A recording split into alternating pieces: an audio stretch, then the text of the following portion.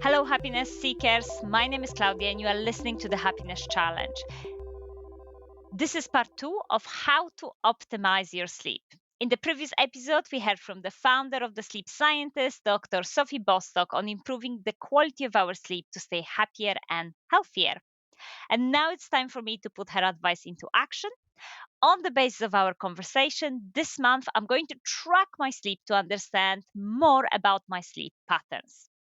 But before I dive into my challenge, in this short episode, I'm summarizing key scientific findings on why we sleep and what impacts the quality of our sleep. Join me.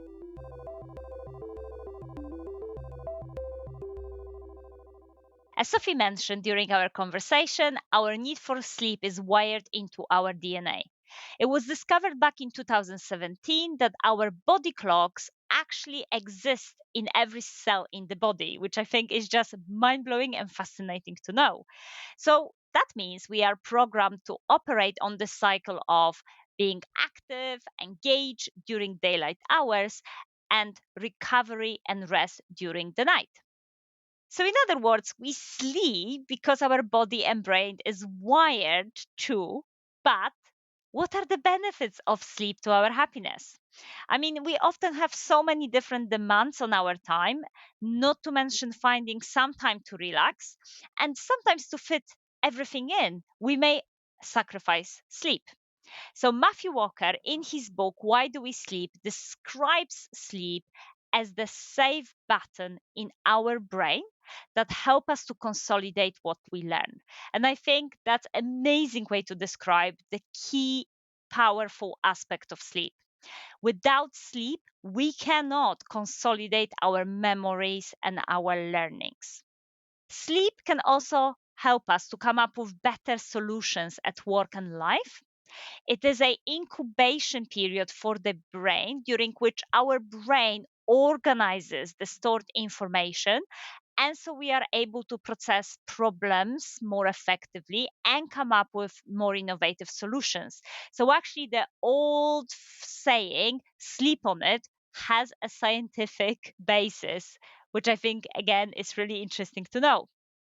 Sleep also renews our energy, and of course, with high level of energy, we are more likely to be resilient, productive, and in much better mood. So, in other words, our brain needs sleep to operate at its normal capacity, which leads to higher happiness. So, lots of great benefits for us to consider to really get the sleep we need.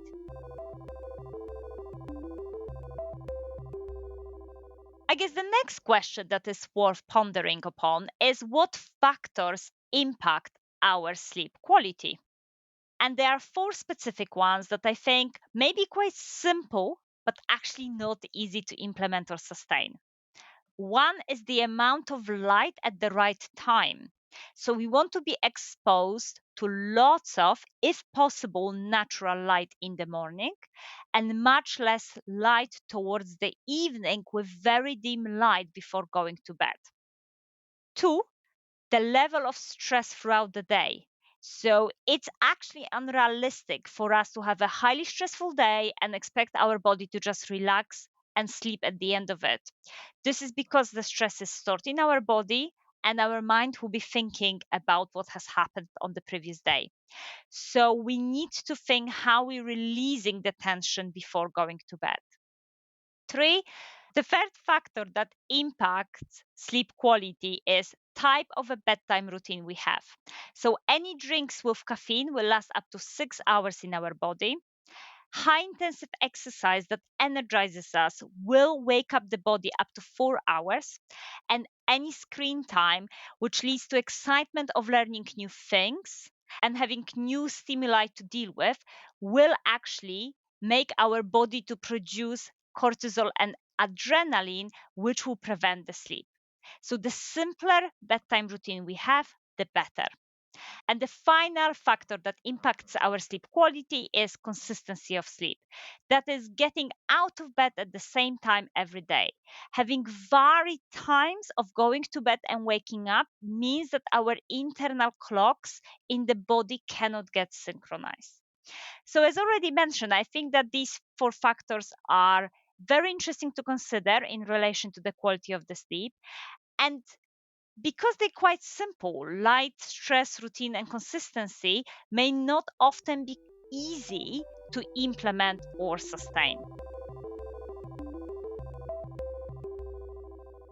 In this happiness challenge, though, I'm going to reflect of my sleep using the SATED scale, SATED scale, which assesses 5 key dimensions of sleep that have been consistently associated with health outcomes.